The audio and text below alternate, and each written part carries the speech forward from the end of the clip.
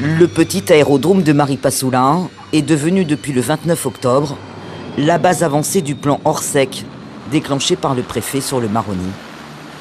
Sur le tarmac, les 2 casas des forces armées de Guyane se relaient. Face à la pénurie alimentaire, les rotations sont de plus en plus nombreuses.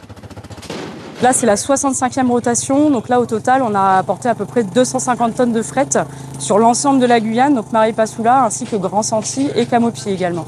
Le plan Orsec vise à assurer la continuité de l'approvisionnement des biens de première nécessité.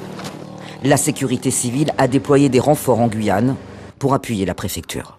On va voir les commerçants, on leur demande s'ils ont des manques en particulier, on fait remonter au niveau de la préfecture, on récupère également leurs bouteilles de gaz vides qu'on étiquette et qu'on achemine par voie aérienne direction Cayenne.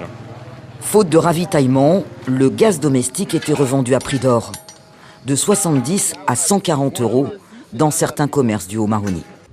Le collectif des restaurateurs et petites entreprises de Maripasoula a en charge de récupérer cette livraison de 50 bouteilles. Elles doivent être vendues à 30 €, tarif fixé par la préfecture pour éviter les abus liés à la pénurie.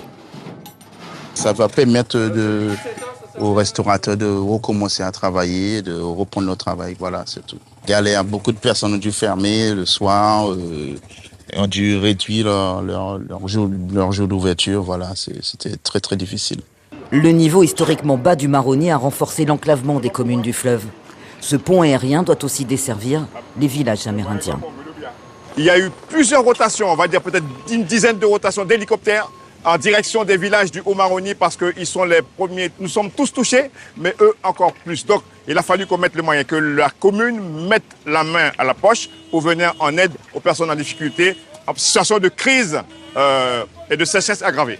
Ce fret alimentaire est destiné au village de Pidima, l'un des sites les plus enclavés du territoire, à l'extrême sud de la Guyane. L'unique moyen de liaison, un hélicoptère. 25, il manque 2 packs. L'adjoint au maire, Sylvestre Joseph, est en charge d'organiser les ravitaillements destinés aux villages amérindiens du Haut-Maroni. En ce moment, tous les villages sont accessibles que par hélicoptère. Donc aujourd'hui, on fait Pidima et Antekompata, et par la suite les autres villages. On a eu 4 rotations le vendredi. Le samedi, je crois qu'il y en a eu 3.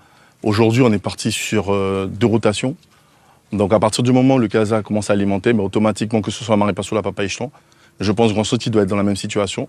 On a commencé à avoir plus ou moins une situation normale concernant l'approvisionnement des denrées alimentaires. Le plan Orsec, déclenché depuis plus d'1 mois et demi, devrait être allégé dans les semaines qui viennent, dès que le transport fluvial sur le Maroni sera de nouveau possible.